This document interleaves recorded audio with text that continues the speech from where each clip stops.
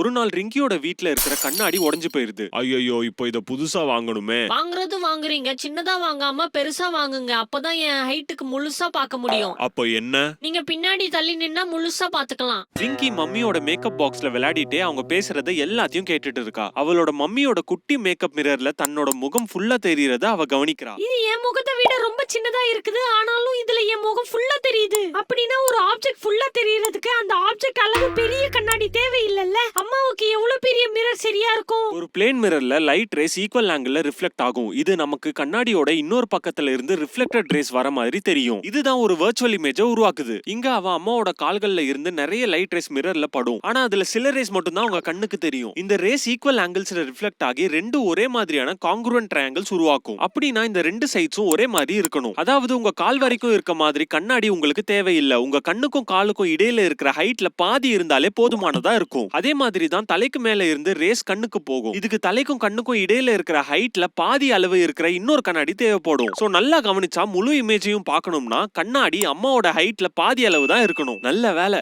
ரிங்கியோட புத்திசாலித்தனத்தால அவளோட அம்மாவுக்கு சரியான ஹைட்ல கண்ணாடி வாங்கிட்டாங்க. ஆனா என்ன இது, கண்ணாடியில இருந்து எவ்வளவு தள்ளி நின்னாலும் அப்பாவோட முழு இமேஜும் கண்ணாடியில தெரிய மாட்டேங்குது. என்ன சொல்ல முடியுமா?